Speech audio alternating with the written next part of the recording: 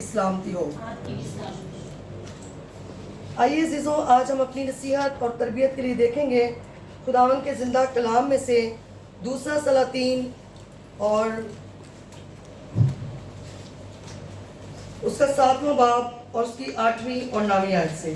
قرآن عہد میں دوسرا سلاطین سیکنڈ کنگز اس کا 7 چیپٹر 7 8 to 9 ورس۔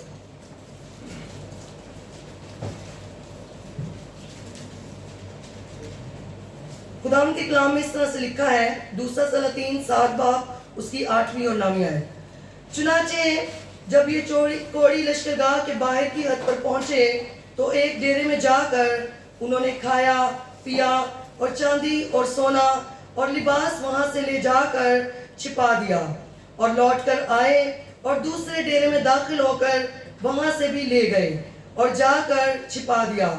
پھر وہ ایک دوسرے سے کہنے لگے، ہم اچھا نہیں کرتے، آج کا دن خوشخبری کا دن ہے اور ہم خاموش ہیں۔ اگر ہم صبح کی روشنی تک ٹھہرے رہیں تو سزا پائیں گے، پس آؤ ہم جا کر بادشاہ کے گھرانے کو خبر دیں۔ پاک کلام کے پڑھے اور سنے جانے پر خداوند ہم سب کو کثرت سے برکت دے، آمین۔ خداوند کا شکر ہو۔ عزیزوں، اس سے پہلے کہ ہم اس حوالہ پر غور و فکر کریں، اس سے پہلے ہم تھوڑا سا اس کا بیک گراؤنڈ دیکھیں گے۔ بیک گراؤنڈ یہ ہے کہ یہ جنگ کا ایک ماحول ہے۔ شاہ ایرام اور شاہ اسرائیل جو ہے وہ دونوں جنگ کی حالت میں ہیں۔ انہوں نے سامریہ کا جو حصہ ہے، سامریہ کا جو ریجن ہے، اس کو گھیر لیا ہے، اور سامریہ کے اندر کی یہ کنڈیشن ہے کہ وہاں پر کال ہے، کھانے پینے کی کوئی چیز نہیں، قحط ہے، اور اس قدر برے حالات ہیں کہ لوگ ناپاک چیزیں تک کھانے کے لیے مجبور ہیں۔ لکھا ہے کہ گدھے کا سر جو ہے وہ 80 دینار میں، اور باقی جو ناپاک چیزیں ہیں وہ اسی طرح پیسوں میں بکنا شروع ہوئی، اور لوگ بھوک کے مارے، بھوک کی وجہ سے جب بھوک کو برداشت نہ کر سکے تو یہ چیزیں بھی کھانے پر مجبور ہو گئے۔ اور اگر اس سے آگے دیکھیں 6 باب میں آپ پڑھ سکتے ہیں، سیکنڈ کنگ چیپٹر 6 میں سارے واقعات لکھے ہوئے۔ جب وہ بالکل برداشت نہ کر سکے تو لکھا ہے کہ ایک عورت جو ہے، جب شاہ اسرائیل یعنی کہ اسرائیل کا بادشاہ وہاں سے گزرتا ہے تو وہ روتی ہوئی اس کے پاس آتی ہے اور اس سے کہتی ہے میری مدد کر۔ تو بادشاہ یہ کہتا ہے کہ میں تیری مدد کس طرح کر سکتا ہوں، پورے ملک میں تو کال ہے، قحط ہے، کھانے پینے کو کچھ بھی نہیں، سو میں تیری مدد کس طرح کر سکتا ہوں۔ پھر بھی وہ اسے کہتے ہیں کہ اچھا بتا تیرے ساتھ کیا پرابلم ہے۔ وہ کہتی ہے کہ میری پڑوسن نے مجھے کہا کہ آج ہم دونوں کے بچے ہیں، بیٹے ہیں، تو ایک دن ایک کا بیٹا اس کو کاٹیں گے اور پکائیں گے، اور دوسرے دن دوسری کا۔ تو وہ کہتی ہے میرے بیٹے کو تو انہوں نے کاٹا پکایا، ہم نے کھا لیا، لیکن جب اس کی باری آئی تو وہ اس بات سے مکر گئی۔ دیکھیں عزیزوں، یہ بڑی ہی خطرناک بات ہے۔ آج کے اس روشن زمانے میں، تعلیم یافتہ زمانے میں، ہم اس بات کو سوچ بھی نہیں سکتے کہ کوئی ماں یا کوئی باپ یا کوئی فیملی اس طرح کر سکتی ہے، لیکن اس وقت ایسی کنڈیشن تھی۔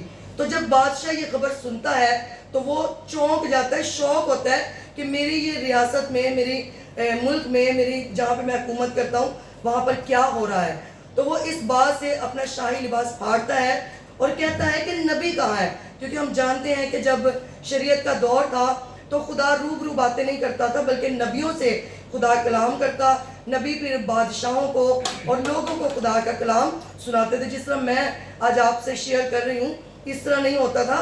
نبی سے خدا بات کرتا اور پھر نبی جا کر نبی سے خدا بات کرتا، اور نبی بادشاہ کو، لوگوں کو، اور جس کے بارے میں بھی پیغام بتایا جاتا اس کے ساتھ جا کر وہ شیئر کرتا تھا۔ تو بادشاہ بڑا غصہ ہوتا ہے، کہتا ہے کہ نبی کہاں ہے۔ اس وقت جو نبی تھا وہ الیشا نبی اس وقت وہاں پر موجود تھا۔ سو جب ان کو خدا کی طرف سے کوئی پیغام نہیں ملتا اور سامریہ کے ایسے برے حالات ہوتے ہیں، تو بادشاہ کہتا ہے کہ الیشا نبی کا سر اس کے تن سے جدا کر دیا جائے، یعنی کہ اس کو مار دیا جائے۔ اب جس بندہ کو بھیجتا ہے بادشاہ الیشا نبی کو قتل کرنے کے لیے، ابھی وہ بندہ الیشا کے پاس پہنچتا بھی نہیں کہ خدا کا کلام الیشا نبی پر نازل ہوتا ہے۔ کلام کیا نازل ہوتا ہے؟ کلام یہ نازل ہوتا ہے کہ سامریہ، جہاں پر اناج کا کوئی دانہ نہیں، جہاں کھانے کی کوئی چیز نہیں، قحط ہے، کال ہے، اور لوگ، میں نے آپ کو پہلے کنڈیشن بتا دی کہ لوگ کس حال میں اپنی زندگی بسر کر رہے ہیں، لیکن خدا کا کلام الیشا نبی پر نازل ہوتا ہے، اور وہ کہتا ہے کہ آج شام تک وافر مقدار میں اناج، کھانا، جو کا آٹا اور جتنی بھی ضرورت کی چیزیں ہیں وہ ملیں گی۔ تو وہ جب بندہ اندر آتا ہے خدا پہلے ہی علیشا نبی سے کلام کر دیتا ہے. علیشا کو اس لیے مارے جانے کا حکم دیا جاتا ہے کیونکہ اسے ابھی تک خدا کا کلام نازل نہیں ہوتا. لیکن چونکہ اس بندے کے آنے سے پہلے ہی خدا علیشا نبی سے کلام کرتا ہے تو علیشا نبی اسے کہتا ہے کہ مجھے پتہ ہے تو مجھے قتل کرنے آیا ہے, مجھے مارنے آیا ہے, لیکن مجھ پر خدا کا یہ کلام نازل ہو چکا ہے. آج شام ہی اس ملک کے حالات بہتر ہو جائیں گے اور اناج اور کھانے پینے کی چیزیں ملیں گی. وہ بندہ یقین نہیں کرتا, وہ کہتا ہے ایسا ہو ہی نہیں سکتا. اور یہ ایک کامن سی بات ہے جہاں پر کچھ بھی نہیں, ابھی بالکل دھوپ نکلی ہوئی ہے, اگر کوئی آپ سے کہے انہیں 1 منٹ سے بارش پہ جانی ہے, آپ ایک بار اس کی طرف دیکھیں گے کہ ایسا پاسبل تو نہیں لگ رہا کیونکہ کڑک دھوپ ہے, اتنا شائنی سن ہے, تو کیسے ہو سکتا ہے کہ بارش ہو جائے. 1 منٹ کے لیے بندہ سائیکولوجیکل تھوڑا سا سوچتا ہے کہ ایسا پاسبل ہے بھی کہ نہیں, کیونکہ کچھ چیزوں کے سائن ہوتے ہیں. بارش کا سائن یہ ہے کہ بادل آتے ہیں, موسم چینج ہوتا ہے, ویدر چینج ہوتے ہیں, تب جا کے بارش آتی ہے. وہ مانتا نہیں, کہتا ہے ایسا پاسبل ہی نہیں. اگر خدا آسمان میں کھڑکیاں بھی لگا دے, آسمان کو کھول بھی دے, تو بھی ایسا نہیں ہو سکتا کہ ضرورت سے زیادہ اناج ہو. علیشا نبی پر پھر خدا کا کلام نازل ہوتا ہے اور وہ اسے کہتا ہے ایسا ہوگا. کیوں ہوگا؟ اس لیے کہ یہ خدا نے کہا ہے, سو ایسا ضرور ہوگا. ہاں, لیکن تو نے چونکہ خدا کے کلام کا یقین نہیں کیا, اس لیے تو اس میں سے ایک دانہ بھی کھانے نہ پائے گا. اور آگے چل کر ہم دیکھیں گے کوڑیوں کا حوالہ اسی لیے پڑھا گیا ہے, وہ اسی سے ریلیٹ کرتے ہیں. انہی کوڑیوں کے ذریعے خدا پھر اپنے جلال کو ظاہر کرتا ہے.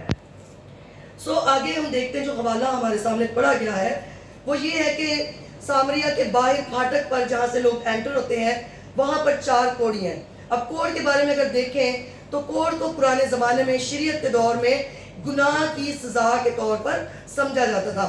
جن لوگوں سے گناہ سرزد ہوتے ان کو خدا سزا کے طور پر کوڑ کی بیماری لگاتا تھا. پیدائش میں ہم پڑھ سکتے ہیں, گنتی میں ہم پڑھ سکتے ہیں, نمبرز میں, کہ جو موسیٰ کے بہن بھائی تھے ہارون اور مریم, جب وہ اپنے بھائی موسیٰ کے بارے میں عیب جوئیاں کرتے ہیں اور اسے کہتے ہیں کہ یہ کیسا شخص ہے جو ایک کشی عورت کو بیاہ لایا ہے, کیا خدا سے موسیٰ سے باتیں کرتا ہے یا کیا صرف خدا موسیٰ کا ہی ہے, ہمارا خدا نہیں. جب وہ اس قسم کی باتیں کرتے ہیں تو خدا انہیں کہتا ہے کہ تم نے کیوں میرے بندہ موسیٰ کے خلاف باتیں کی, اور اس گناہ کے سزا کے طور پر مریم کو کوڑ کی بیماری لاحق ہو جاتی ہے. اس کا بازو جو ہے وہ بالکل کوڑ سے سفید ہو جاتا ہے. اس سے ہم جانتے ہیں کہ شریعت میں اور پرانے دور میں جب فضل کا دور نہیں تھا, کوڑ کو ایک گناہ کی سزا کے طور پر سمجھا جاتا تھا. اور یہاں بھی جو 4 شخص بیٹھے ہیں ان کو کوڑ کی بیماری ہے, ان کو ملک سے نکال دیا گیا ہے, ان کو شہر سے نکال دیا گیا ہے, ان کو خاندان سے نکال دیا گیا ہے, اور ان کو شہر کے باہر جہاں لوگوں کا آنا جانا کم ہے, جہاں لوگ ان سے آتے جاتے ملاقات نہیں کر سکتے, ان کو وہاں ڈال دیا گیا ہے. اب ان کی سچویشن یہ ہے کہ یہ مرنے کے لیے وہاں پر پڑے ہیں, ان کے پاس کوئی امید نہیں, کوئی آس نہیں, کیونکہ کوڑیوں کو اسی لیے باہر بھیجا جاتا تھا کہ جب تک وہ زندہ رہیں, کوڑ میں مبتلا ہیں, وہ باہر اپنی زندگی بسر کریں. اگر کس کے دل میں ترس آتا تو وہ ان کو کھانا یا کچھ کھانے کی چیز دے جاتے, اگر نہ آتا تو وہ وہیں بھوکے رہتے. اب یہ 4 کوڑی جو ہیں وہ ایک بات کا ارادہ کرتے ہیں, اپنی زندگی میں سوچتے ہیں کہ وہاں پر ارامیوں کے خیمے ہیں جو اسرائیل کے ساتھ جنگ کر رہے تھے. میں نے آپ کو شروع میں بتایا شاہ اسرائیل اور شاہ ارام کے درمیان جنگ ہو رہی تھی, ادھر اسرائیلی تھے اور ادھر ارامی فوجیں تھی, ان کے درمیان میں جنگ ہو رہی تھی. یہ سوچتے ہیں کہ کیوں نہ ہم ارامیوں کے فوجیوں کے خیموں میں جائیں, کیونکہ ان کو پتا تھا اسرائیل کے لوگ تو ہمیں اندر نہیں آنے دیں گے, انہوں نے تو ہمیں سامنے سے نکال دیا ہے, ہم جائیں گے تو وہ ہمیں سنسار کر دیں گے, پتھر ماریں گے اور ہمیں ہلاک کر دیں گے. اس لیے وہ سامریہ میں نہیں جاتے بلکہ وہ کہاں جاتے ہیں, وہ ارامی خیموں کی طرف جاتے ہیں, ارامی فوجیوں کی طرف وہ جاتے ہیں. وہاں جا کے وہ بڑا عجیب منظر دیکھتے ہیں کہ وہاں پر خیمے تو ہیں, گھوڑے بھی ہیں, اناج بھی ہے, سونا چاندی بھی ہے, ساری جو ان کی چیزیں پڑی ہوئی ہیں وہ موجود ہیں, لیکن خیموں میں وہ لوگ موجود نہیں, فوجی موجود نہیں, لشکرگاہ کے جو لوگ ہیں وہ وہاں پر موجود نہیں. اس بات سے وہ بڑا خوش ہوتے ہیں. اور پھر وہ کیا کرتے ہیں, لکھا بھی آپ کے سامنے تلاوت کیا گیا کہ وہ وہاں جاتے ہیں کیونکہ وہ کئی دنوں سے انہوں نے پیٹ بھر کے کھانا نہیں کھایا ہوتا, وہ ہنگری ہوتے ہیں, بھوکے ہوتے ہیں. وہ وہاں سے کھانا لیتے ہیں, کھاتے ہیں, اور کچھ کھانا کچھ چیزیں اپنے لیے جا کے چھپا دیتے ہیں. ایسا ایک بار نہیں کرتے, 3 بار لکھا ہے کہ وہ گئے, انہوں نے لیا, پھر چھپایا, پھر گئے, پھر لیا, پھر چھپایا. جب تیسری بار یہ کرتے ہیں تو خدا کا روح, خدا کا خوف جو ہے وہ ان کے ذہنوں کو کھولتا ہے. ہاللیلویا. وہ سوچتے ہیں کہ ہم خود ہی کھا رہے ہیں, ہم اپنے لیے چھپا رہے ہیں, یہ تو ہم اچھا نہیں کر رہے. یہاں پر لکھا ہے آیت میں, 9 اور 8 آیت میں, وہ کہتے ہیں کہ آج کیا ہے ہمارے لیے نجات کا دن ہے. ہاللیلویا. ان کے لیے نجات کا کیا دن ہوتا ہے؟ پہلی بات وہ بھوک سے نجات پاتے ہیں. ہاللیلویا. دوسری چیز وہ اس جو ان کی تنہائی ہوتی ہے, جہاں ان سے کوئی ملتا جلتا نہیں, وہ اس تنہائی سے نجات پاتے ہیں. ہاللیلویا. اور تیسری بات انہیں پتا ہوتا ہے کہ جب ہم شہر میں یہ خبر دیں گے تو لوگ ہماری قدر کریں گے, لوگ ہمیں ہاتھوں ہاتھ لیں گے. کیونکہ آپ کو پتا ہے جس شخص کے وسیلہ سے برکت ملتی ہے یا جس شخص کے وسیلہ سے کوئی اچھی خبر ملتی ہے, ہم پھر اسے فالو کرتے ہیں, اسے رسپیکٹ دیتے ہیں, اس کی کیئر کرتے ہیں کہ اس بندے کے وسیلہ سے میں آج یہ چیزیں پانے کے قابل ہوا. سو انہیں سمجھے اس اپنی بیماری سے اور اس ساری حالات سے بھی انہیں نجات مل گئی. تو وہ کہتے ہیں بڑی ایک اچھی بات وہ سیکھتے ہیں. یہی ہم نے آج اس کلام میں سے سیکھنا ہے. اسی کے بعد ہمارا حاصل کلام ہوگا. ٹائم کم ہے اس لیے ہم بہت زیادہ ڈیٹیلز میں نہیں جائیں گے, مختصر طور پر سیکھیں گے. سو پہلی بات جو کرتے ہیں وہ یہ کرتے ہیں کہ ہم نے نجات پائی ہے, سو ہم نے اس نجات کو اپنے تک محدود نہیں رکھنا. ہم نے صرف یہ چیزوں سے اپنا ہی پیٹ نہیں بھرنا, ہم نے خود ہی اپنے آپ کو اس سے ہم نے فیض یاب نہیں کرنا, بلکہ ہم نے جا کے اندر شہر میں لوگوں کو خبر دینی ہے. دوسری بات جو کرتے ہیں, دوسری بات وہ کہتے ہیں کہ ہم خاموش نہیں رہیں گے. جب ان کو وہ خزانہ مل جاتا ہے خیموں میں تو وہ کہتے ہیں ہم خاموش نہیں رہیں گے. یہاں پر گواہی کے تعلق سے ہم اس کو لے سکتے ہیں کہ جب انہیں وہ اناج مل جاتا ہے, جب انہیں خوشی مل جاتی ہے, جب وہ اپنی ان کی جان بچانے کے لیے اور پورے سامریہ کی جان بچانے کے لیے ان کو وہ اناج مل جاتا ہے, تو وہ کہتے ہیں آج ہم خاموش نہیں رہیں گے. یہ گواہی کے تعلق سے ہے. مطلب وہ جا کر ان کے پاس تو چونکہ اس وقت صرف وہ اناج ہوتا ہے, وہ اس کی گواہی دیتے ہیں. اس سے ہمیں یہ سیکھنا ہے کہ ہم کس چیز کی گواہی دیتے ہیں. پہلی بات تو یہ دیکھنے کہ ہمارے پاس کوئی چیز ہے. اگر ان کے پاس تو اناج تھا, انہوں نے اس چیز کو ریسیو کیا تھا, اسی لیے وہ خاموش نہیں رہے اور اس بات کو انہوں نے جا کے بتانے کے لیے ٹھانا. تو پہلے تو یہ سوچنے والی بات ہے کہ ہمارے پاس کچھ ہے, ہمارے پاس ہے میرے عزیزوں, ہمارے پاس وہ ہے جو کسی کے پاس نہیں. ہاللیلویا. ہمارے پاس کیا ہے؟ سن آف گاڈ ہے, زندہ خدا کا بیٹا ہے. ہاللیلویا. اور ہمارے پاس سالویشن ہے, نجات ہے, جو کہ ہم نے یسوع مسیح کے وسیلہ سے پائی ہے. ہاللیلویا. سو یہاں سے ہم یہ سیکھتے ہیں کہ وہ کوڑی خاموش نہیں رہے, تے اساں بھی خاموش نہیں رہنا. جو نجات ہمیں ملی ہے, جو ہماری زندگی میں خدا نے کام کیا ہے, اور جو اوور آل پوری دنیا کے لیے خدا نے کام کیا ہے, ہم نے اس بات کا چرچا کرنا ہے, ہم نے اس بات کی گواہی دینی ہے, ہم نے اس بات کو دوسروں تک پہنچانا ہے. تیسری بات جو کرتے ہیں وہ کہتے ہیں کہ ہم صبح تک یہاں پر ٹھہرے نہیں رہیں گے. یعنی کہ جو برکت, جو نجات ان کو مل جاتی ہے, وہ اس ٹائم کو ویسٹ نہیں کرتے. اگر وہ چاہتے تو ان کا پیٹ بھر گیا تھا, انہوں نے کھا پی لیا تھا اور وہ بالکل ریلیکس ہو گئے تھے, وہ بیٹھتے, آرام کرتے اور سوچتے کہ ہم سیکنڈ ڈے میں, دوسرے دن میں جا کے شہر میں اطلاع کر دیں گے. لیکن میرے عزیزوں وہ ایسا نہیں کرتے. وہ کہتے ہیں کہ مناسب نہیں کہ ہم یہاں پر اب ٹھہرے رہیں. سو اس سے ہمیں کیا سیکھنے کو ملتا ہے؟ اس سے ہمیں رسپانسبلٹی سیکھنے کو ملتی ہے, اس سے ہمیں پنکچولیٹی سیکھنے کو ملتی ہے, اور اس سے ہمیں کیئر سیکھنے کو ملتی ہے کہ وہ اپنی رسپانسبلٹی کو سمجھتے ہیں کہ یہ خزانہ ہمیں ملا ہے, اب ہم نے اسے دوسروں تک پہنچانا ہے. اور پھر وہ پنکچولیٹی بھی ملتی ہے. بعض کا ہمیں کچھ کام دیے جاتے ہیں کہ یہ کام آپ نے کل کر دینا ہے, لیکن ہم اسے ڈیلے کرتے رہتے ہیں. ہم کہتے ہیں چلے کل نہیں, پرسوں, ٹمورو, ڈے آفٹر ٹمورو, اس طرح ہم کہتے رہتے ہیں کہ آج نہیں کل, کل نہیں پرسوں یہ کام ہوتے رہیں گے. لیکن یہ ایسا نہیں کرتے, یہ آن ٹائم اپنا کام کرتے ہیں. جو آخری بات ہے وہ یہ ہے کہ وہ کہتے ہیں کہ ہم جا کے بادشاہ کے گھرانے کو خبر دیں. میرے عزیزوں یہ بادشاہ کا گھرانہ وہی ہے جنہوں نے انہوں نے چک کے تے باہر سٹیا ہے, جڑے انہوں تو نفرت کر دیں, کیونکہ کوڑیوں سے نفرت کی جاتی تھی. اب ان کو بھی منہ چھپانے کو کہا گیا تھا, اپنا ہونٹ چھپائیں اور اپنے آپ کو وہ ناپاک کہیں. وہ ناپاک ہوتے تھے اور اسرائیلی لوگ جو تھے, بنی اسرائیل کے لوگ جو تھے, وہ اپنے آپ کو پاک قوم سمجھتے تھے, خدا کے بیٹے اور بیٹیاں سمجھتے تھے. اس لیے وہ کوڑیوں سے کسی طرح کا میل جول نہیں رکھتے تھے.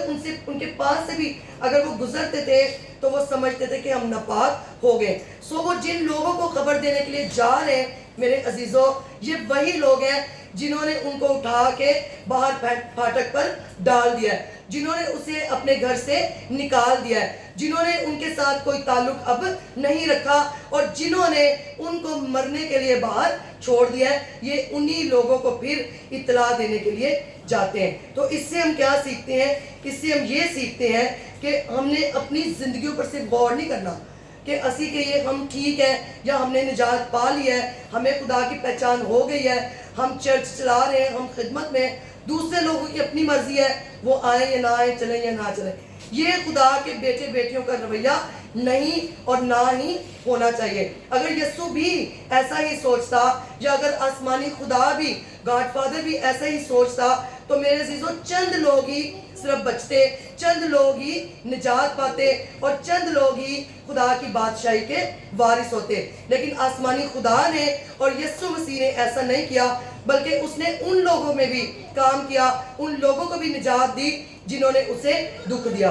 سو حاصل کلام کے طور پر ہم 3 چیزوں کو اپنے ساتھ لے کر جائیں گے جو ہم اس حوالہ میں سے سیکھتے ہیں. پہلی بات ہے یونٹی, ایکتا یا اتفاق. جب ایک کوڑی کہتا ہے کہ آؤ ہم ارامی خیموں کی طرف چلیں تو کوئی بھی اس بات کو ریجیکٹ نہیں کرتا, رد نہیں کرتا, کوئی بھی اس بات کو اس میں کوئی اپنی الگ سی بحث نہیں ڈالتا, بلکہ جب ایک کوڑی کہتا ہے آؤ ہم ارامیوں کے خیموں کے پاس چلیں, وہاں ہمیں کچھ نہ کچھ ضرور ملے گا, تو چاروں اس بات پر اتفاق کرتے ہیں اور جب وہ چاروں جاتے ہیں تو وہ وہاں کچھ نہ کچھ پاتے ہیں. ہاللیلویا. تو اس سے ہمیں کیا سیکھا ہے کہ وہ کوڑیوں میں یونٹی تھی تو خدا کے لوگوں میں تو یونٹی لازمی ہونی چاہیے. ہاللیلویا. تو سیکنڈ جو ہم چیز دیکھتے ہیں وہ یہاں پہ ہم دیکھتے ہیں شیئرنگ. انہوں نے اپنے تک ان نعمتوں, ان برکتوں کو نہیں رکھا, بلکہ جو نعمتیں, جو برکتیں ان کو ملی انہوں نے دوسروں کے ساتھ ان کو شیئر کیا, جا کے بادشاہ کو خبر دی. اور پھر جب بادشاہ کے لوگوں نے اس کو جا کے تصدیق کی کہ واقعی یہ کوڑی درست کہتے ہیں, تو ہم دیکھتے ہیں کہ علیشا نبی کی بھی وہ بات پوری ہوتی ہے کہ اتنا ان کے پاس اناج ہوتا ہے کہ بالکل سستے ریٹس میں وہاں پر بکتا ہے اور لوگ وافر مقدار میں کھاتے ہیں. لیکن جو شخص اس کا یقین نہیں کرتا وہ بھیڑ کے پاؤں کے تلے کچلا جاتا ہے اور وہ مر جاتا ہے. سو خدا کا کلام دونوں طرح سے پورا ہوتا ہے. علیشا نبی کی بات پوری ہوتی ہے کہ اناج وافر مقدار میں ہے, اور دوسرا کلام بھی پورا ہوتا ہے کہ وہ شخص اس اناج میں سے ایک دانہ بھی کھانے نہیں پڑتا. اور تیسری اور آخری بات جو ہمیں ان کوڑیوں سے دیکھنے کو ملتی ہے وہ ہے امید, ہوپ. وہ کوڑی ہوتے ہیں, ان کا ٹائم ختم ہوتا ہے, وہ مر جانے کے لیے باہر پڑے ہوتے ہیں, تو ابھی وہ ہوپ نہیں چھوڑتے, امید نہیں چھوڑتے. وہ کچھ نہ کچھ سوچتے ہیں کہ ہم جائیں گے, ہمیں کچھ نہ کچھ وہاں پہ ملے گا. سو وہ کوڑی تھے جن کی کوئی آس امید نہیں تھی, جن کی زندگی کے دن بھی گنے چنے تھے, لیکن تو بھی انہوں نے کیا کیا, امید رکھی. سو مسیحی لوگوں کے پاس زندہ امید ہمیشہ ہے اور ہونی چاہیے. ہاللیلویا. ہمیں کبھی بھی ہوپ لیس نہیں ہونا, نا امید نہیں ہونا, بلکہ ہماری زندگی میں امید ہونی چاہیے. دوسری چیز وہ معافی ہے. وہ جو لوگ ان کو باہر ڈال دیتے ہیں وہ معافی, فارگیونیس جو ہے وہ اپنی زندگی میں دکھاتے ہیں, ان لوگوں کو وہ معاف کرتے ہیں اور جا کر اپنی برکتیں ان لوگوں کے ساتھ وہ شیئر کرتے ہیں. ہاللیلویا. اور تیسری جو چیز ہے وہ ہے کیئر, احساس. وہ احساس کرتے ہیں, وہ یہ نہیں سمجھتے کہ ہم بالکل ٹھیک ہو جائیں, دوسروں کا ہمیں کیا. وہ کیئر کرتے ہیں, احساس کرتے ہیں اور خدا کی محبت کا اظہار کرتے ہیں جو انکنڈیشنل ہے, جس کی کوئی کنڈیشن نہیں, جو کسی غرض سے نہیں کی جاتی بلکہ بے لوث ہے. وہ خدا کی اس محبت کا اور مسیح کی اس محبت کا اپنے رویے سے اظہار کرتے ہیں جو مسیح نے کیا. سو آج مسیحی ہوتے ہوئے ہمیں ان کوڑیوں سے سیکھنے کی ضرورت ہے کہ ہمیں یونٹی ہونی چاہیے, ہمیں ہوپ ہونی چاہیے اور ہمیں مسیح کی محبت ہونی چاہیے اور ہمیں دوسروں کی کیئر کرنا چاہیے. تبھی ہم حقیقی طور پر آسمانی باپ کے بیٹے اور بیٹیاں بن سکتے ہیں. ادروائز ہم نامی مسیحی ہیں یا بس جان پہچان کے مسیحی ہیں, کیونکہ ایمان اور عمل جب دونوں ہوں گے تب مسیح کی مرضی بھی پوری ہوگی اور آسمانی بادشاہی جلد اس دنیا پر قائم ہوگی. خداوند یسوع مسیح آپ سب کو اس کلام کے وسیلہ سے برکت دے. آمین.